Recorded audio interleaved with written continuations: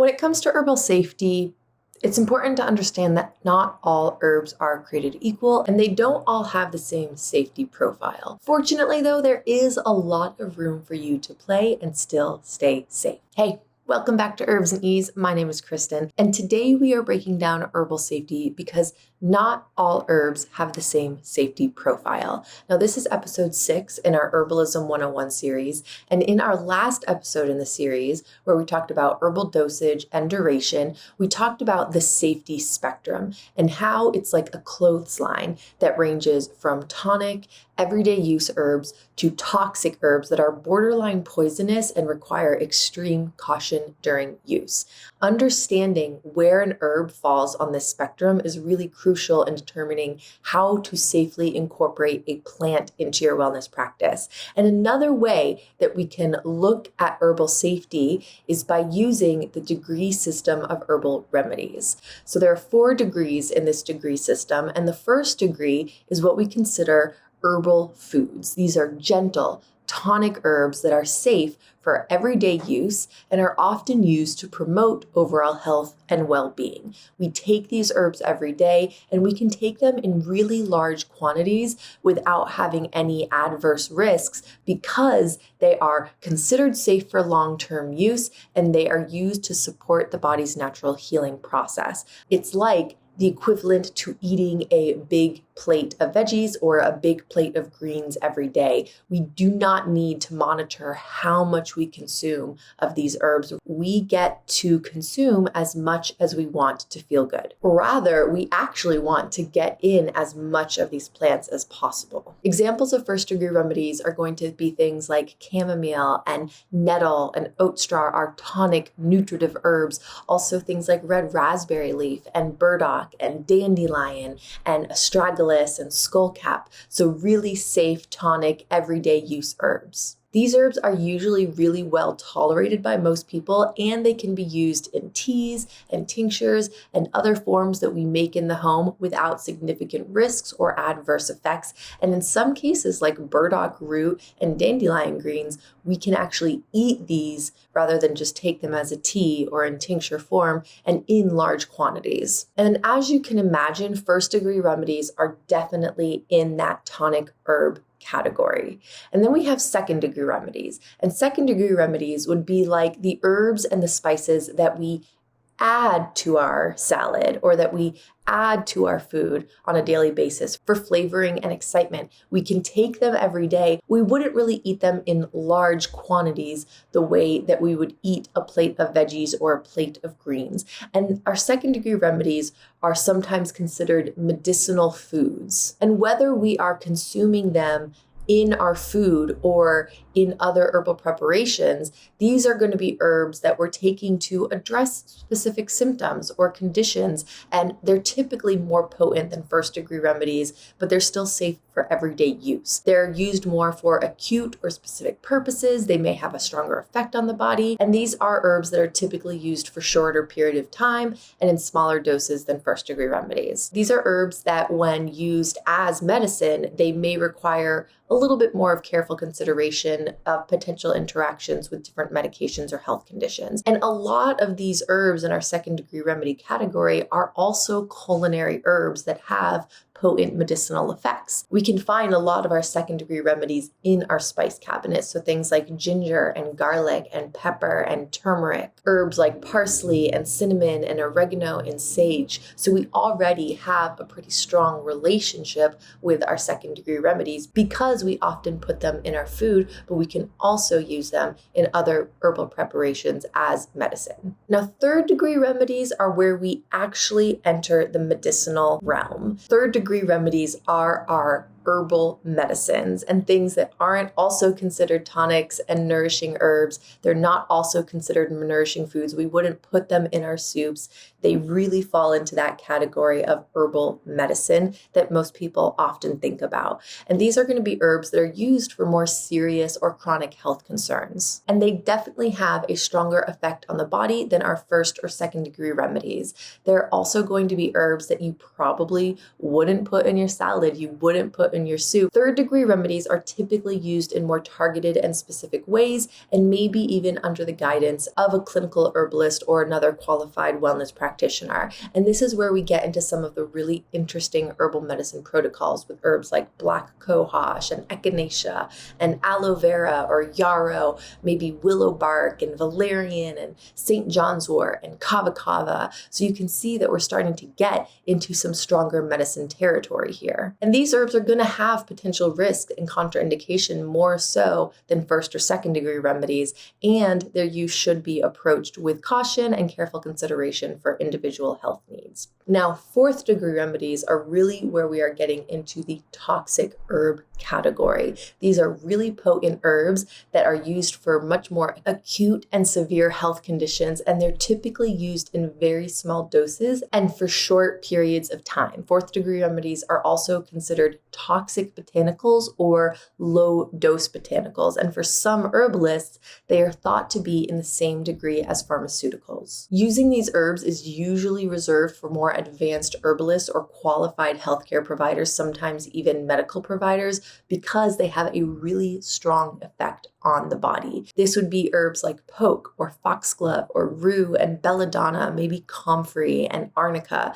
These herbs are associated with much higher risks of potential side effects, including death, and their use really should only be undertaken with extensive knowledge and expertise in herbal medicine, especially when we're using them internally. So as you can see, there are potential risks associated with herbal medicine. Just because an herb is natural doesn't mean it's 100% safe.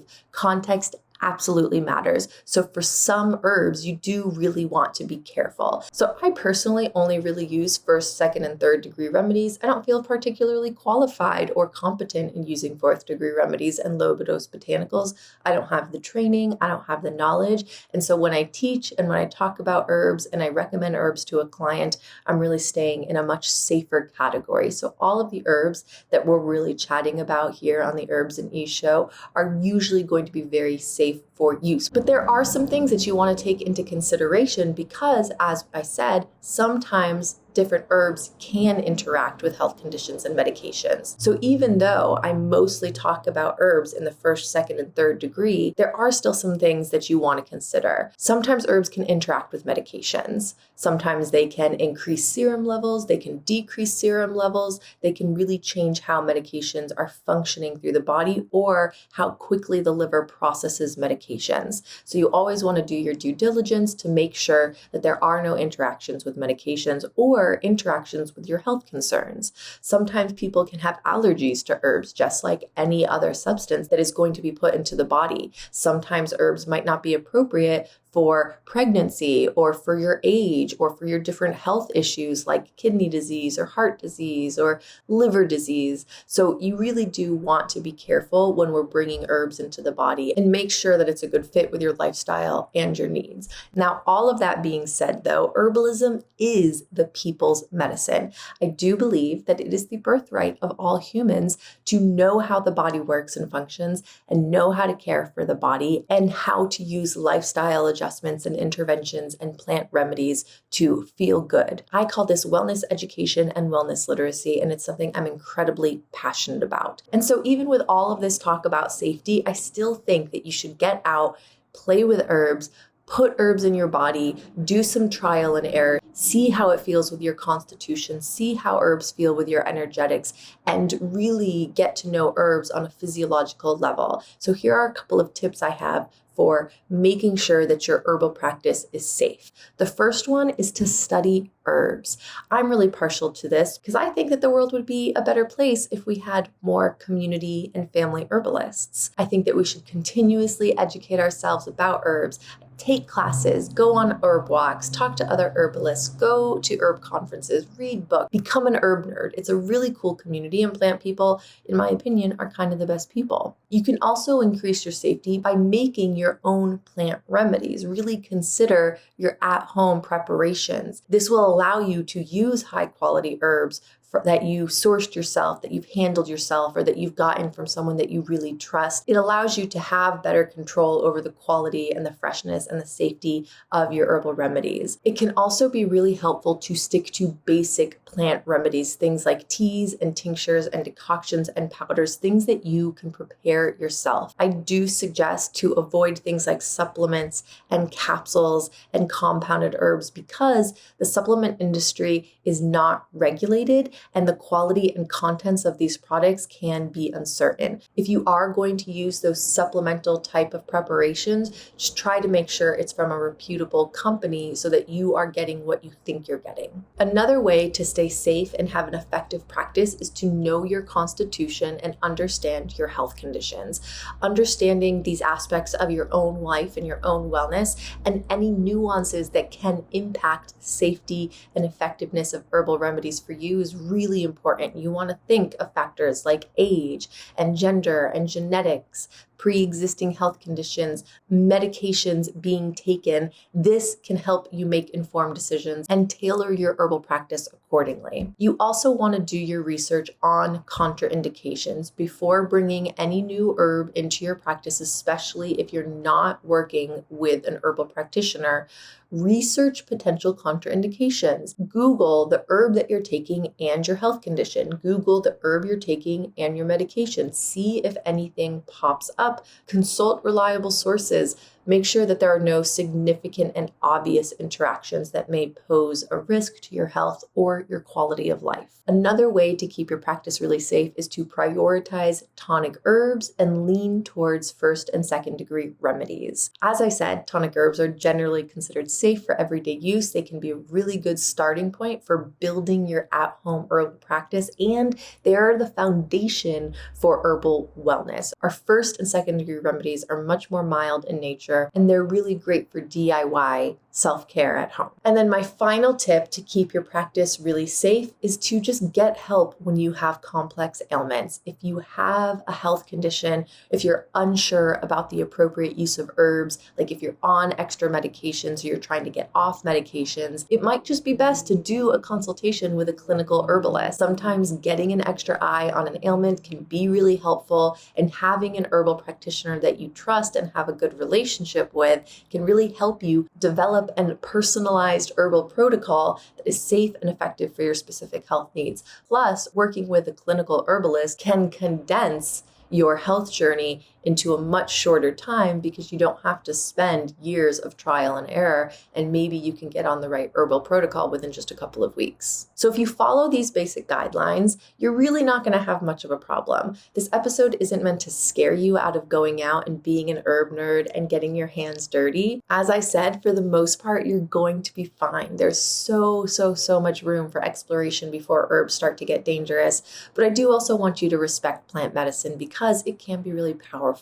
Plants can do really cool things to the body. It's not fake news, so it does help to know a little bit about what you're doing. And that's the entire point of this Herbalism 101 series and the Herbs and Ease show. So be sure to subscribe because I'm here to make sure that you have the tools and the knowledge and the skills to start safely bringing plant medicine into your life to support your long-term wellness. Life is complex and sometimes it's tough, and feeling good can be hard. And I want you to feel better in your body, and I want you to feel confident in knowing how to feel better in your body. That is why I'm here. So until next time, my friend, stay safe out there. And yeah, that's it for me today. Okay, I love you. Bye.